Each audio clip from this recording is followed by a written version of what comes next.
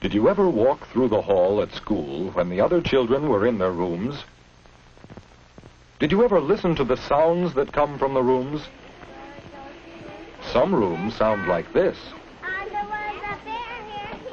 What's happening inside? It looks as if everyone is busy at work. But it's so noisy. What makes the room so noisy?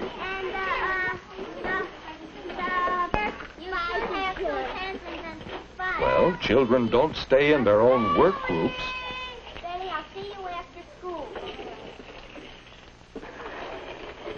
Sometimes children drop things on the floor.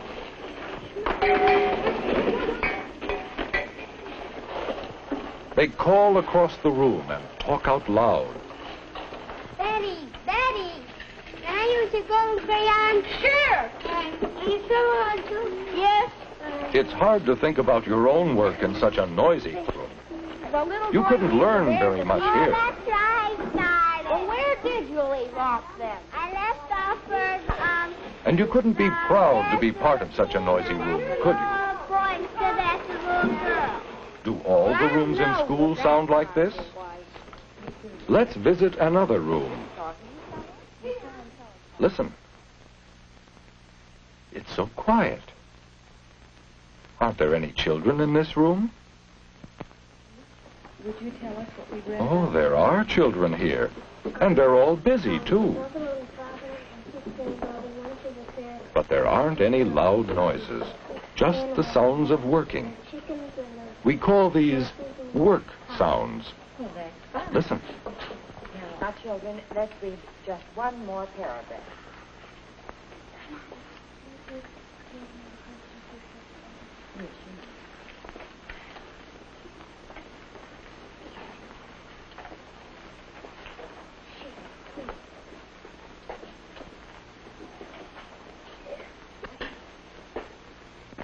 All right, you may close your books and go back to your seats. You children may go back to your places, too.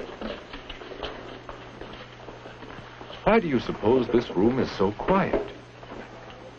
Perhaps we can learn from the teacher, Miss Bradley. Well, I think it's because each of us helps to keep the room quiet when we're working. But we're not quiet all of the time. You're not? No, we know there are times and places to be quiet, and other times and places when we can make noise if we want to. For example, when we play, we make all the noise we want. Sometimes making a lot of noise is a part of the fun of the game. But when we go to the library, we are very quiet because we know it's a room where we read to ourselves. When we watch movies, we are careful not to make too much noise. That way we can hear and learn more. And you know, we have found that knowing when to be quiet is a part of growing up. Offices where people work are busy but quiet. And that is the way we keep our room. Because a quiet room helps all of us learn. How do you do it? Well, each of us knows how to work quietly. That's very important. Will you show us? Of course. Boys and girls, how would you like to show some of the ways we know of being quiet? Yes. Well, while we pretend to be working, who would like to show how we work quietly at our desks? Bobby? Now, why is Bobby clearing his desk? Oh, now there won't be anything to fall off and make noise. You keep on your desk only things you need. That's part of keeping the room quiet. Uh-oh, the point broke. He'll have to sharpen the pencil. Can he move quietly so he doesn't disturb anyone?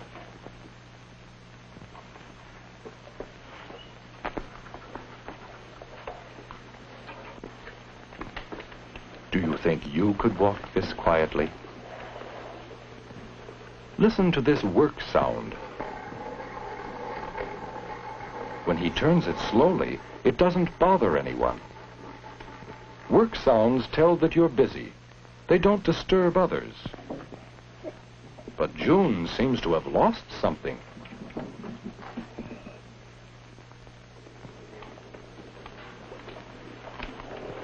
Look, an eraser. Whose do you think it is? Bobby won't talk to June, will he? June, is this your eraser? Yes, thank you.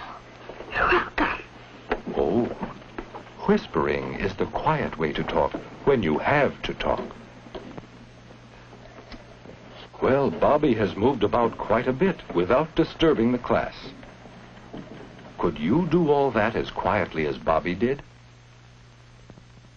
Now let's suppose Bobby wanted to get something from the cabinet. How would you do it quietly, Bobby?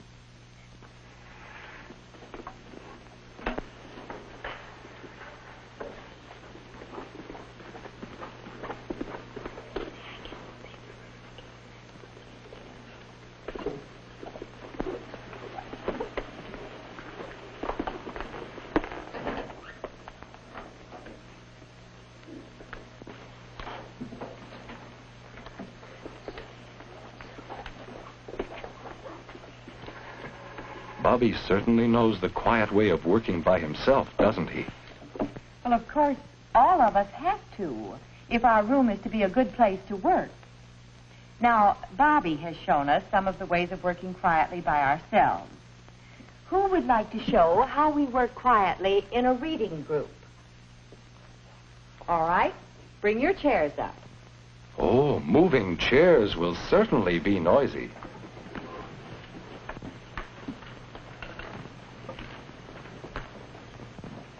Well, there is a quiet way to move chairs, isn't there?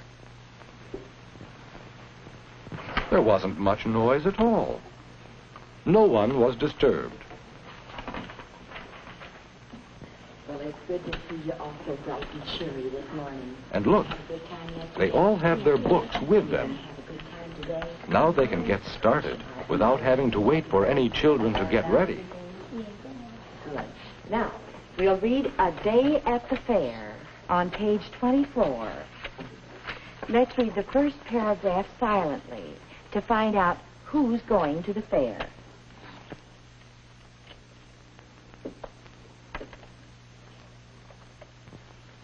All the children are quiet while they read, aren't they? Who can tell us who is going to the fair? Philip. Mary, Mother, and Father. That's right. See how no one else talks when someone is speaking? It's fun to work together that way. Do you think you could work together that well? Thank you, Jim. Now we're going to show you how we work quietly together in another way. Who wants to show how we're quiet when we work on our model farm? All right, go ahead. Now you return to your desk, and we'll all pretend again that... How will the children work quietly here? Judy, where should I put the tractor? Over in the prairie. They speak very quietly. When one speaks, the others listen. That's polite. They stay near the table. They are not bothering children working nearby. And see how well they work together and do things together? Now let's see. Have we shown you everything? We saw that there are times for noise and fun, such as play periods, and times for quiet and work, such as the library or our classroom. And we saw some ways of working quietly. You remember how Bobby showed us ways to work quietly by yourself, and how we talk together quietly when we read or tell stories, and how we work together quietly when we work in groups.